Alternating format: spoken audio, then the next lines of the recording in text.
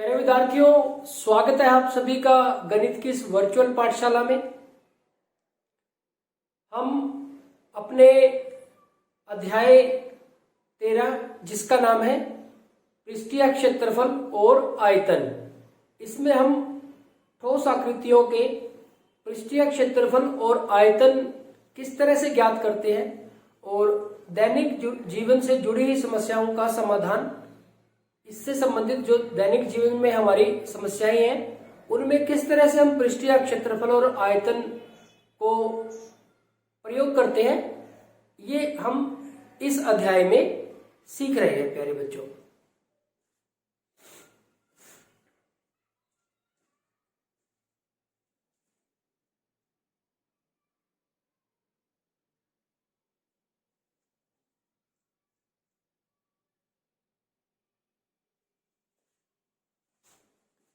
प्यारे विद्यार्थियों, गणित की इस वर्चुअल पाठशाला में मैं सुशील कुमार, गणित प्राध्यापक, राजकीय वरिष्ठ माध्यमिक विद्यालय फतेहपुर, जिला कैथल, आपका हार्दिक स्वागत करता हूं।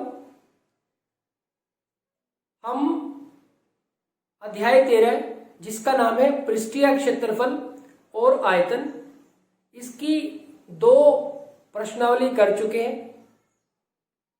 इस अध्याय में हम विभिन्न प्रकार की ठोस आकृतियों के पृष्ठीय क्षेत्रफल और आयतन के बारे में बात कर रहे हैं।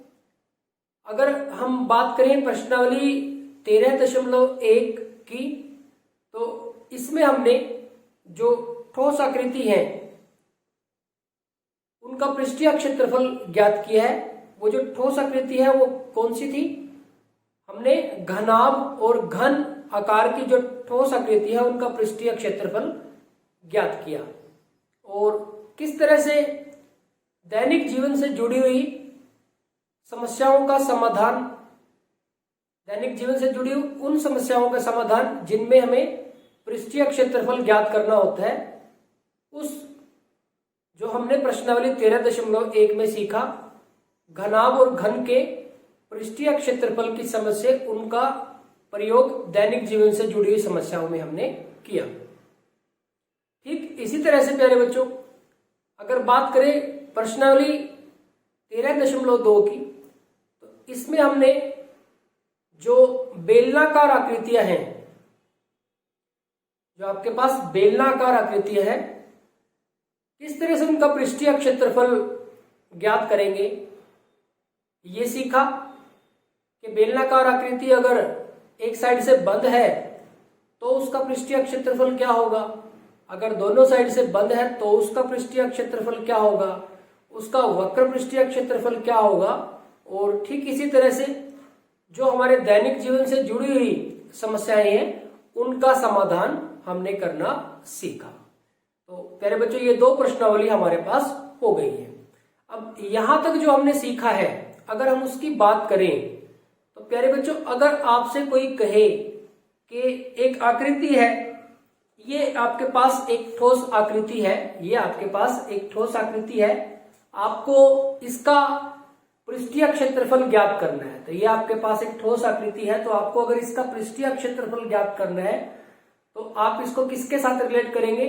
हमने जो प्रश्नावली 13.1 में सीखा है कि घनाभ का पृष्ठीय क्षेत्रफल हम किस तरह से ज्ञात करते हैं, उस समझ का प्रयोग हम इस ठोस आकृति के पृष्ठीय क्षेत्रफल को ज्ञात करने में प्रयोग करेंगे। ठीक इसी तरह से अगर आपके पास ठोस आकृति कुछ इस प्रकार की है, ठोस आकृति अगर आपके पास कुछ इस प्रकार की है, तो आप इसका पृष्ठीय क्षेत्रफल ज्ञात करने के लिए कौन सी समझ का प्रयोग करेंगे कि हमने जो घन आकार की आकृति है उनका जो पृष्ठीय क्षेत्रफल किस तरह से ज्ञात किया, उसका जो सूत्र है उसका प्रयोग करके हम इस प्रकार की जो घन आकार की जो आकृतियां है उसका क्षेत्रफल ज्ञात करेंगे। ठीक इसी तरह से अगर आपके पास जो ठोस दिया हुआ है वो कुछ इस प्रकार का है, तो अगर आपको इसका पृष्ठीय क्षेत्रफल ज्ञात करना है तो आप इसको किस तरह से ज्ञात करेंगे? हमें पता है कि हमने प्रश्नावली 13.2 में ये हमने सीखा है कि इस तरह की जो आकृतियां है उसको हम क्या कहते हैं? बेलनाकार आकृति, या सामान्य भाषा में लंबवृत्तीय बेलन या फिर सिर्फ बेलन हम इसको कहते हैं। तो बेलन का वक्र पृष्ठीय क्षेत्रफल और संपूर्ण पृष्ठीय क्षेत्रफल हमने ज्ञात करना सीखा है। तो इस प्रकार की ठोस आकृतियों को किसके साथ रिलेट करेंगे हम? बेलनाकार आकृतियों के साथ रिलेट करेंगे और इसका पृष्ठीय क्षेत्रफल हम ज्ञात करेंगे। क्या होगा अगर ये जो आकृति है वो एक साइड से बंद है तो इसका क्षेत्रफल इस तरह से है।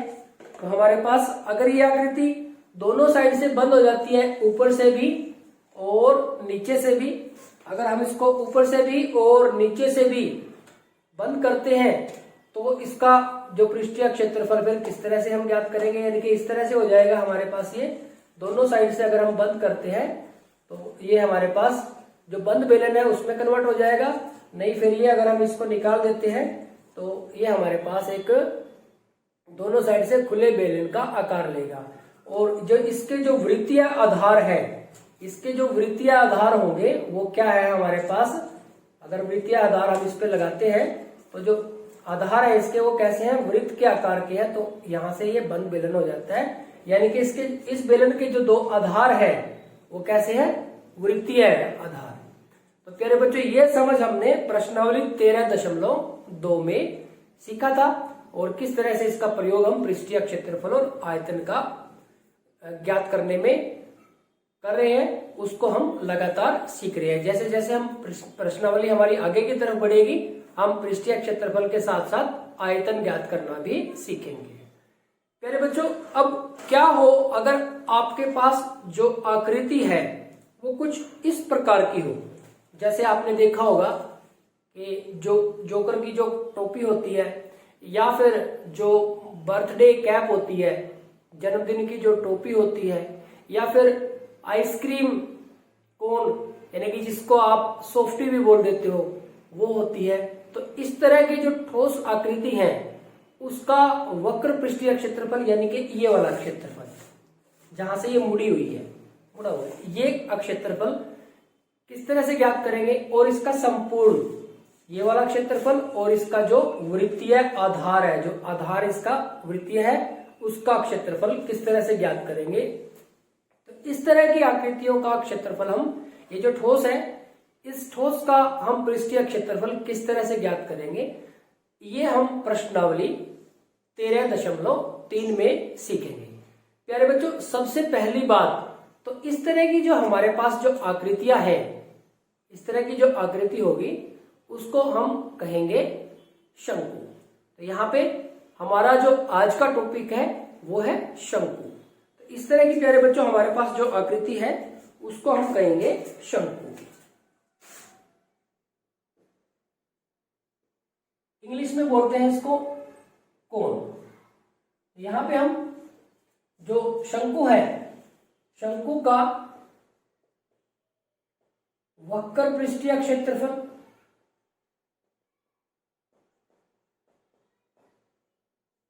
और ठीक इसी प्रकार से शंकु का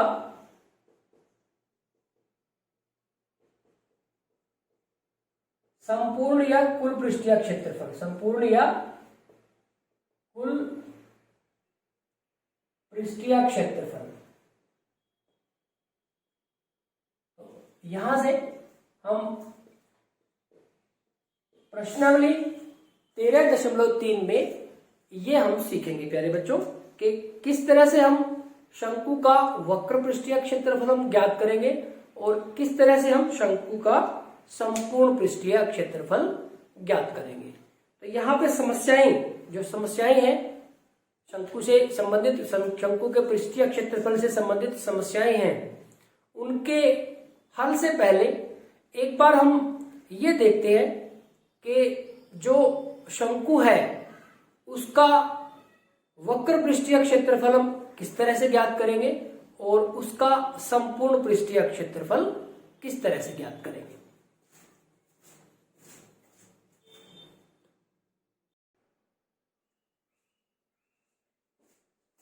प्यारे विद्यार्थियों, अब हम देखते हैं कि शंकु का निर्माण किस तरह से हम करते हैं और किस तरह से उसका वक्र पृष्ठीय क्षेत्रफल और संपूर्ण पृष्ठीय क्षेत्रफल हम ज्ञात करते हैं। प्यारे बच्चों, शंकु एक त्रिआयामी आकृति है, जिसको हम 3D बोलते हैं, 3 डायमेंशनल फिगर है। तो सबसे पहले तो इसको 3 डायमेंशन में बनाते कैसे, जैसे बोर्ड पे तो ये बनाना संभव नहीं है, क्योंकि अगर आप बोर्ड की बात करें तो ये हमारे पास इस पे यहाँ पे इस सरफेस पे अगर हम कुछ बनाते हैं तो ये हमारे पास 2 डायमेंशनल फिगर है। तो इसको शंकु के निर्माण को अच्छी तरह से समझने के लिए हम इसको एक दूसरे तरीके से देखते हैं प्यारे बच्चों।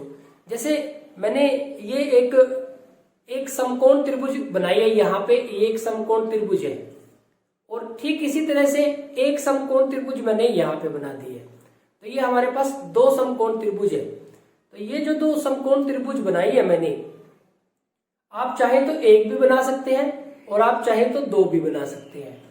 तो अगर आप एक बनाते हैं तो जब आप इसको घुमाएंगे तो एक शंकु बनेगा ऊपर की तरफ।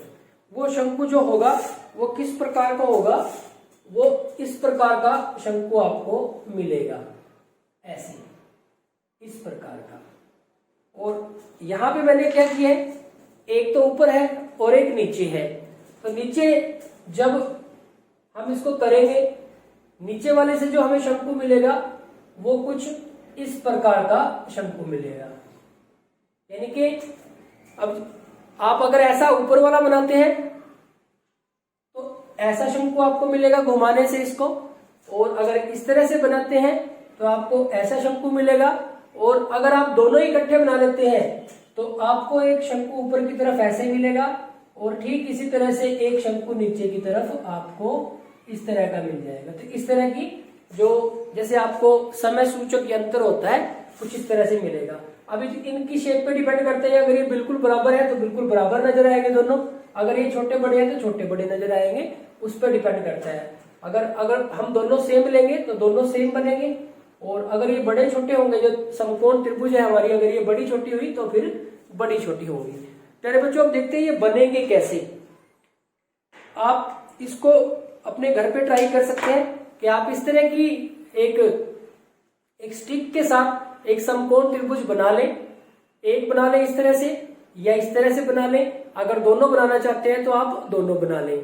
तो जब आप इसको रोटेट करोगे तो देखो, जब आप इसको रोटेट करोगे तो आपको शंकु के आकार की आकृति नजर आएगी। एक ऊपर शंकु के आकार की आपको आकृति नजर आएगी और एक नीचे आपको शंकु के आकार की आकृति नजर आएगी। तो इस तरह से आप इसको जब रोटेट करोगे, इस तरह से तेज तेज रोटेट करोगे तो आपको शंकु के आकार की जो आकृतियां है वो नजर आएंगी।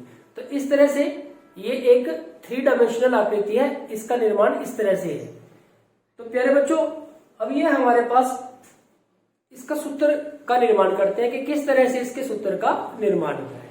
आप कोई भी एक शंकु ले, आप एक शंकु ले लें, कोई भी एक गत्ते का बना हुआ एक शंकु ले लें और उसको काट दें, किसी भी एक साइड से काट दें आप उसको। तो प्यारे बच्चों, अब यहां से हम एक शंकु लेते हैं। तो यहां पे हमने क्या किया है कि प्यारे बच्चों, हमारे पास एक ये शंकु है। तो अब अगर हम इसको एक साइड से काट देते हैं, यहां से मान लो हमने इसको काट दिया, तो इसको काटने से जो हमें आकृति प्राप्त हुई कुछ इस तरह की आकृति प्राप्त होगी, जो कि हमने यहाँ पे बनाई हुई है।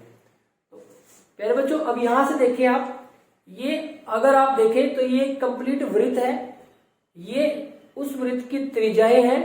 तो यहां से अगर इन दोनों त्रिज्याओं को हम मिलाते हैं, अगर हम इन दोनों त्रिज्याओं को मिला देते हैं तो यहां से हमें जो शंकु है वो प्राप्त हो रहा है।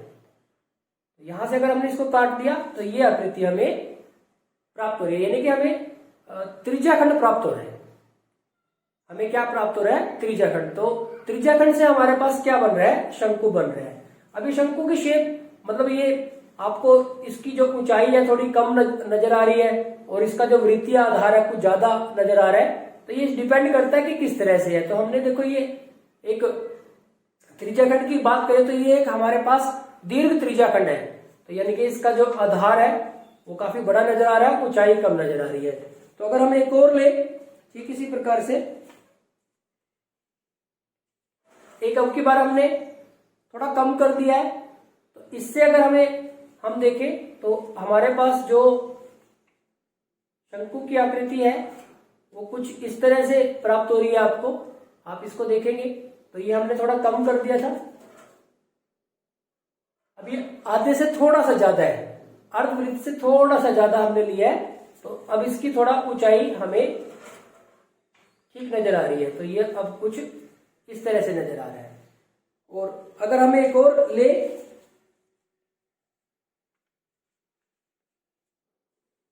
और इसको हम मिलाने की कोशिश करें, एक और लेते हैं,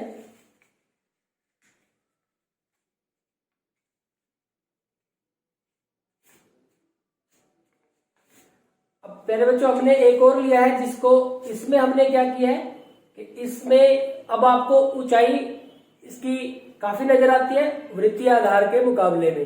तो अब की बार हमने क्या लिया, सिर्फ एक पार्ट ले लिया, वृत्त का चौथा हिस्सा लिया तो हमने, तो इसकी जो ऊंचाई है थोड़ी ज्यादा नजर हमें आने लगी। तो प्यारे बच्चों डिपेंड करता है कि आप किस तरह से जो त्रिज्या खंड है वो कौन सा लेते हो, उसके हिसाब से फिर आपकी जो ऊंचाई है या वृत्तीय आधार है उसके हिसाब से डिसाइड होता है। यानी कि कहने का मतलब यह है कि कोई भी त्रिज्या खंड से आप शंकु का निर्माण कर सकते हैं। उसकी जो त्रिज्याएं है, ये त्रिज्याएं हैं, इनको मिला दें, आप इसको और इसको मिलाएंगे या इसको मिलाएंगे तो इससे आपके पास क्या मिलेगा, एक शंकु की आकृति मिल जाएगी। अब प्यारे बच्चों आप देखें कि ये हमारे पास कोई भी एक शंकु है, जैसे हमने ये शंकु का निर्माण किया है, हमने ये शंकु का निर्माण किया है, तो इस शंकु का जो वक्र पृष्ठीय क्षेत्रफल है, ये सारा क्षेत्रफल है, ये कौन सा है, ये यही तो है। तो अब इसको, इसके लिए हमने इस पे अब यहां से दिखते हैं प्यारे बच्चों किस तरह से हम इसको सोल्व करेंगे। यहां पे अगर आप देखें कि इसको हमने क्या किया, इसको हमने छोटे छोटे त्रिभुजों में बांट लिया। हमने क्या किया, इसको छोटे छोटे त्रिभुजों में बांट लिया, बहुत सारे त्रिभुजों में इसको छोटे छोटे त्रिभुजों में बांट लिया। और यहां पे जो ये जो त्रिभुज है इसका आधार B1 ले लिया, ये जो त्रिभुज है अगले वाला इसका B2, इसका B3, इस तरह से हमने आधार ले लिए। बहुत सारे त्रिभुजों में हमने इसको बांट लिया। प्यारे बच्चों आप यहां से देखेंगे कि इस शंकु की, जब हमने ये शंकु बनाया है तो ये जो हमारी त्रिज्या है, इस वृत्त के लिए जो त्रिज्या है वो हमारी इस शंकु के लिए तिर्यक ऊंचाई है, तिरछी ऊंचाई भी हम इसको बोलते हैं। तो देखो ये हमारे पास ये इस तरह से ये इसकी तिर्यक ऊंचाई है, जो इस वृत्त के लिए जो त्रिज्या थी ये इसके लिए हमारे पास तिर्यक ऊंचाई है। यानी कि जो ये त्रिज्या है ये शंकु के लिए तिर्यक ऊंचाई है। तो यहाँ पे हम इस तिर्यक ऊंचाई को, ये जो हमारे पास तिर्यक ऊंचाई है,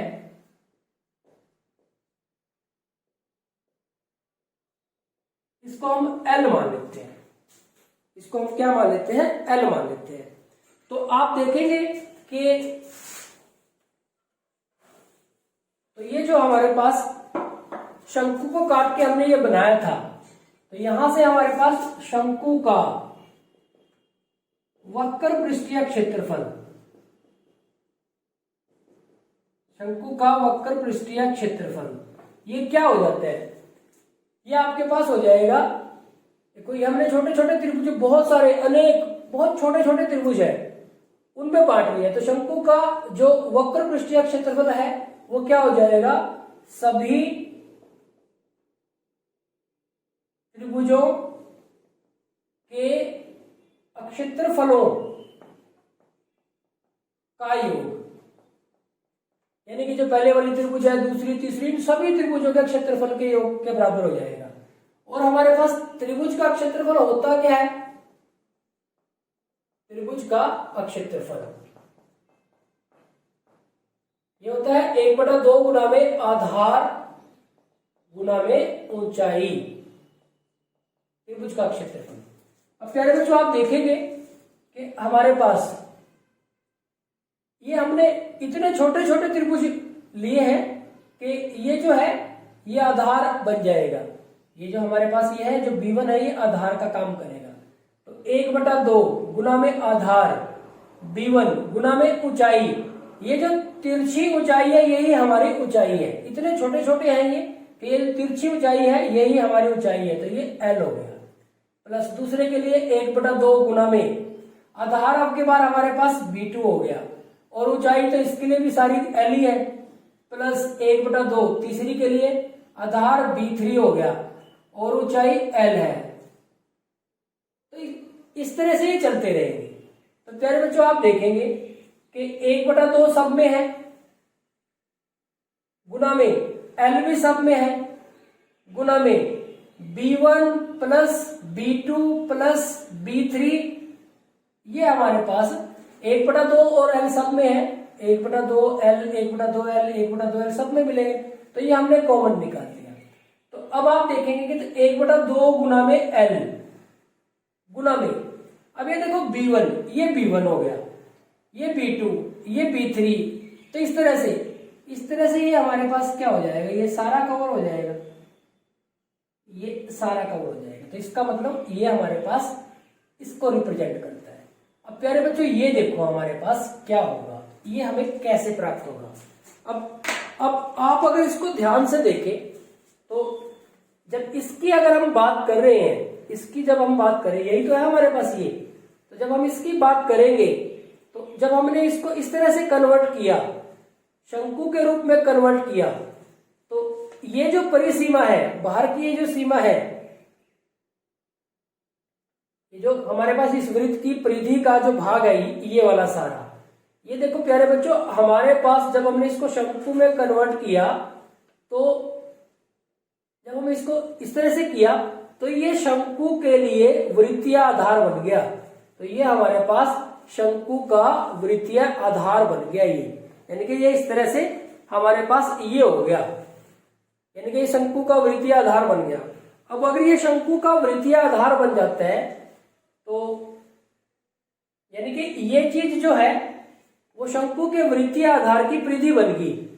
ये चीज हमारे पास शंकु के वृत्तीय आधार की परिधि बन गई, और हम शंकु की त्रिज्या को क्या मान लेते हैं, R मान लेते हैं। वृत्तीय आधार की जो त्रिज्या है उसको हम R मान लेते हैं। तो ये किसके बराबर हो गया, 2πr के बराबर हो गया। प्यारे बच्चों ये है बस आपके पास, हम क्या करते हैं, हम मान लेते हैं कि शंकु के वृत्तीय आधार की त्रिज्या, इसको अगर हम R मान लें तो ये किसमें कन्वर्ट होगी, ये जो शंकु का वृत्तीय आधार है उसकी परिधि में कन्वर्ट होगी। और वृत्तीय आधार की परिधि यानी कि वृत्त की परिधि कितनी होती है, 2πr। तो प्यारे बच्चों ये 2 के साथ 2 कैंसिल हो जाएगा और ये हमारे पास आ जाएगा πrl, πr और l। तो ये प्यारे बच्चों ये हमारे पास हो जाएगा शंकु का वक्र पृष्ठीय अक्षेत्रफल। तो हमारे पास एक महत्वपूर्ण सूत्र बन जाता है अब क्या, शंकु का वक्र पृष्ठीय अक्षेत्रफल, ये हमारे पास आ गया πrl। r है शंकु के वृत्तीय आधार की त्रिज्या और l है शंकु की तिर्यक ऊंचाई। l है हमारे पास शंकु की तिर्यक ऊंचाई,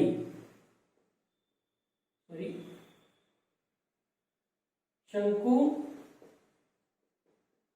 की तिर्यक ऊंचाई। तो हमारे पास एक महत्वपूर्ण सूत्र मिल गया है। दूसरे की अगर बात करें कि शंकु का संपूर्ण या फिर कुल पृष्ठीय क्षेत्रफल, तो प्यारे बच्चों ये वक्र पृष्ठीय क्षेत्रफल की बात करें अगर हम, तो वक्र पृष्ठीय क्षेत्रफल में हमारे पास ये सारा आ गया, ये सारा। और अगर हम संपूर्ण पृष्ठीय क्षेत्रफल की बात करें तो ये वृत्तीय आधार भी आ जाएगा। तो वृत्तीय आधार यानी कि वृत्त का क्षेत्रफल क्या होता है, πr²। तो वक्र पृष्ठ के क्षेत्रफल में, वक्र पृष्ठ का जो क्षेत्रफल है उसमें ये वृत्त का क्षेत्रफल और जुड़ जाएगा, जैसे बेलन के केस में हुआ था। तो यहाँ पे संपूर्ण पृष्ठीय क्षेत्रफल में क्या आ जाएगा कि शंकु का वक्र पृष्ठीय क्षेत्रफल क्षेत्रफल प्लस शंकु के वृत्तीय आधार का क्षेत्रफल।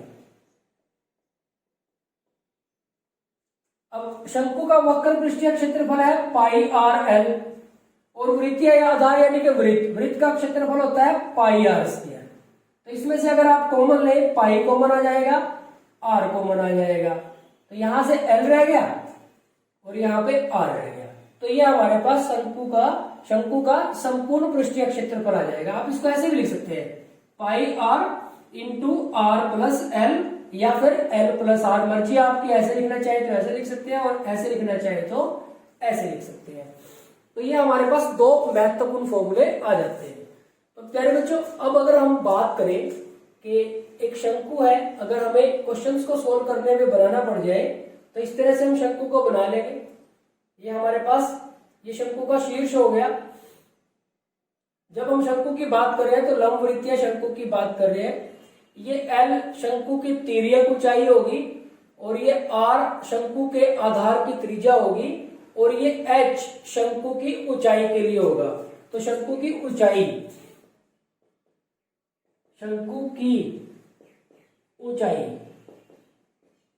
तिर्यक ऊंचाई के लिए एल लिखेंगे और शंकु की ऊंचाई एच से हम रिप्रेजेंट करेंगे।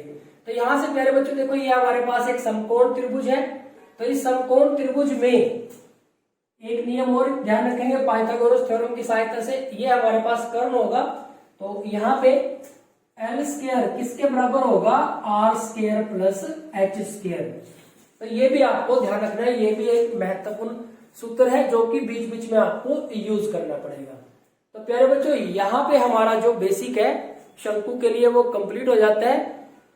हमने देखा कि किस तरह से हम 3 डायमेंशन में शंकु को किस तरह से बनाएंगे। इस तरह से आप बना सकते हैं, इसको रोटेट करेंगे तो आपको जो तेज तेज रोटेट करेंगे तो आपको एक शंकु की आकृति आपको नजर आएगी इसके अंदर से, जब तेज तेज घुमाएंगे। फिर हमने देखा कि शंकु से किस तरह से, जैसे हमारे पास कोई शंकु है तो किसी भी एक साइड से आप उसको काट लें तो इस तरह की आकृति आपको प्राप्त होगी। तो उसका हमने शंकु का वक्र पृष्ठ क्षेत्रफल निकाला और फिर संपूर्ण पृष्ठीय क्षेत्रफल निकाला, और यहां से हमने जो टर्म्स इसमें यूज हुई है एल, आर और एच सीखा कि वो क्या है, और ये 3 सूत्र का निर्माण किया जो कि आपकी एक्सरसाइज के क्वेश्चन को सोल्व करने में सहायता करेगी। तो यहाँ पे प्यारे बच्चों हमारे पास जो बेसिक है शंकु से रिलेटेड वो कंप्लीट हो जाता है।